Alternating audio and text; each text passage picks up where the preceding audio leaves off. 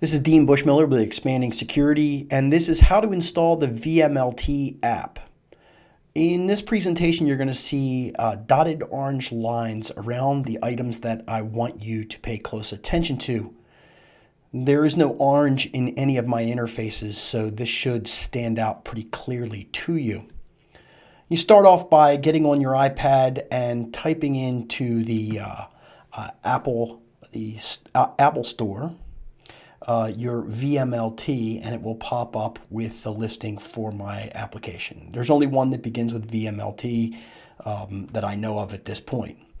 If your application is already installed, you'll get the open. If not, you'll get the buy at that point. You must have a iTunes account. You can't just buy an iPad and be able to install it. It will cost you 99 cents, and that means that you already have to have that credit card processing set up. You're still going to have an account with us, and you're still going to have to purchase a subscription from us, but you have to do this one thing so that we know that you're a real person. Once you click that, that should launch into the vmlt application. The first time it does it, it will actually download this web page. This is an internal web page. On the lower right-hand corner, you will see it says Go to Courses. When you click that link, we're always updating the courses so you can never tell what's going to pop up next. You look for your course. In this case, it's the CISSP. In this instance, what we have is a left navigation problem. So what we said is here are all the links to all of the content. And this is a relatively lengthy list that we will trim down and put into some menuing systems in short order, probably by the time that you see this in January. Once you've clicked on any one of those links, you would get a pop-up button. If you did not want to do that, down at the bottom, you will see a slide-out menu, and it says Settings, which is the little gear, and then you can click on Download Manager. Download Manager will bring you to this particular interface, and you'll notice along the left-hand side the little purple buttons. They'll either be pointing to the right or pointing down. You want to click the drop down for the CISSP 2015 videos, and that will show you all of the content. You'll notice that this is a very lengthy list. We've cut all the videos into small chunks so that you don't have to download them all if you don't want to. There are videos, readings, quizzes, and glossaries here for you if you've purchased the full CISSP package. Now, what I like to do is I like to choose Get All from the interface if you've got the space for it. Now, if you purchased from us and you got one of the iPads with your course, this is a brand new fresh iPad, so you should have plenty of space. If you click Get All, what you will see is on the left-hand side that all the little buttons turn into Gets. At that moment in time, in the upper right-hand corner, it tells you exactly what your download size is. Again, manage your space beforehand, and this will also collide with your cloud account if you're having storage problems there. So you may not want to download everything, but it's easy to click the Get All and then deselect some of the Get options.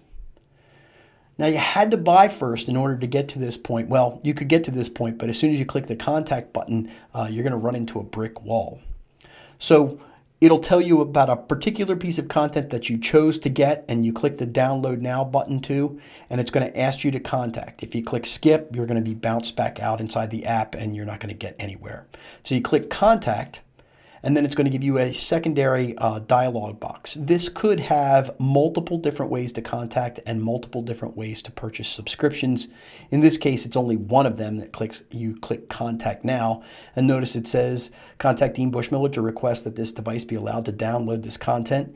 It's actually going on to the next button, which will say, okay, you're going to contact me, and what it will ask you for is your 15-digit token. If you do not have that 15-digit token, you cannot go any further. You'll key in that 15-digit token, and you'll click Send. Now, you'll notice there's no button around the send at this point, but you're actually going to click the word send. Don't key in any spaces or dashes, and don't try and use this particular 15-digit token because it will not work. This one was for me. At that point, it says your pre-authorization access has been granted. If the download does not begin immediately, please try the link again. Now, what I would do at that case is if you're looking at a piece of content, you could click on the piece of content. But if you're in the download now section or the download section and you've done a multiple get, I would try and download 1 or 2 pieces of content to begin with to make sure that you've got a nice strong connection. So this OK dialog box is a good thing, and it'll show you your progression. And notice it does it in K, so it's going relatively slow at this point. Now, really what this all boils down to is how fast is equal to how long. Now this is one piece of content. Remember, these are videos, so they have a fair amount of size to them. Once you finish downloading, everything should be good at that point. You allow this one piece of content to download. And every once in a while, you'll get, if you click on a video, you'll get if you've entered a pre-auth code, it was not recognized. What I say at that point is click OK and refresh, and everything should be fine. We've gotten rid of a lot of those bugs as of version 1.2 and 1.3, and I think as of this video, we're up to 1.7. Now remember, you're probably going to be downloading somewhere around 4 gigs worth of content, so this might be a great time to go to lunch. Might want to do it at the beginning of the day and let this thing run. You are going to need to leave your iPad on in order for this download to actually work, because it will go into sleep mode. So that's one of the things that you have to worry about, is turning off your sleep mode if you're going to download everything all at once. Remember, this is all dependent upon a wired connection, not your internet bandwidth. So you've got A, B, G, and if you're sharing it with people, that's going to be slicing your bandwidth up even further. So respect the bandwidth and respect the fact that you have limitations on your side.